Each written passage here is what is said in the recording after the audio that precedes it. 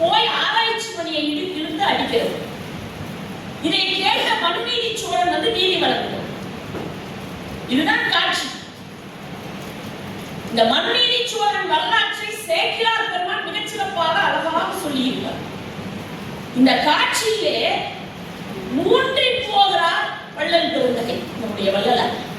அவருடைய உள்ளம் என்ன என்பதை உங்களுக்கு காட்டிவிட்டு தான் அவரை காமிக்கணும். அவர் யார், எப்படிப்பட்டவர்ங்கிறத காமிக்கிறதுக்கு இதுதான் முதல் உதாரணமாக இருக்க முடியும் என்று என்னுடைய சிற்றறிவுக்கு எட்டிய வரையில் தோன்றுகிறது. அதனால சொல்றேன்.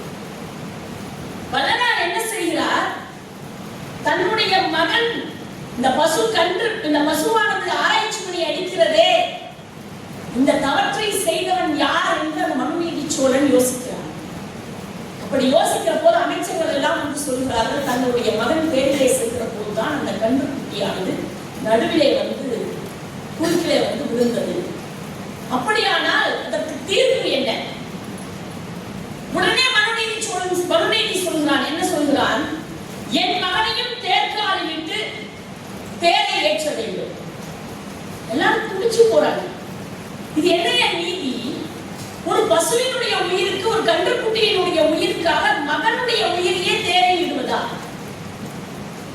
இந்த அமைச்சர்கள் எல்லாம் சமாதானம் சொன்னார். வந்த அமைச்சர்கள் எல்லாம் சமாதானம் சொல்கிறார். என்ன சமாதானம்? அரசனே கொஞ்சம் யோசித்து பார். இறந்து போனது ஒரு கன்றுக்குட்டி. ஆனால் தன்னுடைய மகன் தவமிருந்து பெற்றெடுத்த மகனை நீங்கள் இப்படி தேர்காலில் இட வேண்டுமா? ஆமாம், இட வேண்டும். எவ்வளவு தூரம் சொல்லி பார்க்கிறாங்க, கேட்கல. கடைசியா ஒரு அமைச்சர் ரொம்ப அறிவாளியா பேசுறாரு. இந்த அறிவாளியான அமைச்சர் வந்து மனுநீதி சோழன் சொன்னார், அரசனே, தேர் வந்ததில்லை, அவன் வந்தது எப்படிப்பட்ட தெரு தெரியுமா? அரச வீதியில் வந்தான். முதல் காரணம், அவன் அரச வீதியில வந்தான். அரச வீதியிலே கன்றுக்குட்டி வருவதற்கு வாய்ப்பில்லை, வரவும் கூடாது. அப்ப வந்தது கன்றுக்குட்டியினுடைய தவறே தவிர யாருடைய தவறல்ல, உன்னுடைய மகனுடைய தவறல்ல. இதை ஒத்துக்கல அரசன். இரண்டாவதா அவன் சொன்னான், அவன் மணி நெடும் தேரில் வந்தான், மணிகள் கட்டப்பட்ட தேர்ல வந்தான். அந்த சத்தத்துல கன்றுக்குட்டி வந்த சத்தம் கேட்கல. இதையும் ஏத்துக்கல அரசன். மூன்றாவதா சொன்னா, அவன் நெடும் தேரில் அமர்ந்திருந்தான். அப்படின்னா என்ன அர்த்தம்? பெரிய தேர்ல உட்கார்ந்துருந்தா கீழே சின்னதா அந்த கன்றுக்குட்டி போனது கண்ணுக்கு தெரியல. அதையும் அரசன் ஏத்துக்கல. நான்காவதாக ஒன்று சொன்னார்கள், படைகள் புடை சூழ வந்தான். அவன் தனியா போகல, படைகள் புடை சூழ வந்தான். தடுத்திருக்க வேண்டியது யாருன்னா படை வீரர்கள். படை வீரர்கள் தடுக்கல. அதனால குற்றம் படை வீரர்களுடையதே தவிர இந்த இளவரசனுடையது கிடையாது. அதையும் அரசன் ஏற்கல. 4 விஷயம் சொன்னாங்க. அவன் அரச வீதியில் வந்தான், மணிகள் கட்டப்பட்ட தேரிலே வந்தான், நெடிய தேரிலே அமர்ந்திருந்தான், படைகள் புடை சூழ வந்தான். இந்த 4 காரணங்கள்ல ஒன்று கூட அவன் செய்ததில்லை. எல்லாமே இதையெல்லாம் தடுத்திருக்க வேண்டியது அரச வீதியில் இருக்கிறவர்கள் தடுத்திருக்க வேண்டும். மணியின் சத்தத்தினால் கேட்கவில்லை, நெடுந்தேர்ல உட்கார்ந்திருந்தனால பார்க்கல, 4 வகை படையும் புடை சூழ்ந்து வந்த போது படைகள் தடுக்கவில்லை. இதையெல்லாம் தாண்டி அந்த கன்றுக்குட்டி எப்படி வந்ததுன்னே தெரியல. கடைசியா ஒண்ணு சொன்னாங்க, அவன் வேணும்னே கொல்லல. கன்றுக்குட்டிய அவன் கொல்ல வேண்டும் என்கின்ற அந்த காரணத்தோடு எண்ணத்தோடு அவன் அதை செய்யவில்லை. எனவே அவனுக்கு இதற்கு ஒரு கழுவாய் செய்து விடலாம், இதற்கு ஒரு பரிகாரம் செய்தால் போதும். அண்ணனர்களை அழைத்து வந்து யாகம் நடத்தி தான தர்மங்கள் வழங்கினால் இந்த பாவம் போய்விடும். எனவே நீங்கள் தயவு செய்து இதை செய்யுங்கள் என்று எல்லா மந்திரிமார்களும் அந்த மனுநீதி சோழன் என்கின்ற அரசனிடத்திலே முறையிட்டு கேட்டுக்கொண்டார்கள். இப்ப நீங்க சிந்திச்சு பாருங்க, இந்த இடத்துல அவர்கள் சொன்னதெல்லாம் சரிதான்.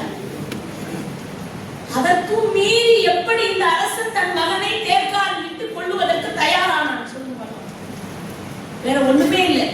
அந்த அரசன் அந்த அமைச்சர்களை பார்த்து சொன்னா, நீங்கள் எல்லோரும் யாரை பற்றி சிந்திக்கிறீர்கள் என்று சொன்னால், இறந்து போன கன்றுக்குட்டியை பற்றி சிந்திக்கிறீர்கள். என் மகன் வீதி விடங்களை சிந்திக்கிறீர்கள், ஆனால் நான் அழுது கொண்டிருக்கிற பசுமாட்டை பற்றி சிந்திக்கிறேன் என்று இந்த மணி அடித்ததே அந்த பசுமாட்டினுடைய துயரத்தை என்னால் போக்க முடியுமா என்று நான் சிந்திக்கிறேன். இந்த பசுவினுடைய துயரத்தை நான் போக்குவதற்கு என்ன வழி இருக்கிறது? எந்த பாதையும் இல்லை. உயிரை திருப்பி கொண்டு வருகின்ற அந்த ஆற்றல் எனக்கு இல்லை. அப்ப நான் என்ன செய்ய முடியும்? எதை செய்ய முடியும்? அந்த பசு என்ன துன்பத்தை அடைந்ததோ அதே துன்பத்தை நான் அடைந்தால்தான் நான் மனிதன் என்பதற்கே அடையாளம் என்று சொன்னான். அறிவினான் ஆகுவதுண்டோ பிரிதின் நோய் தன்னோய் போல் போற்றார். அறிவு இருக்கிறது என்று சொன்னால் எப்படிங்க? எப்படியா?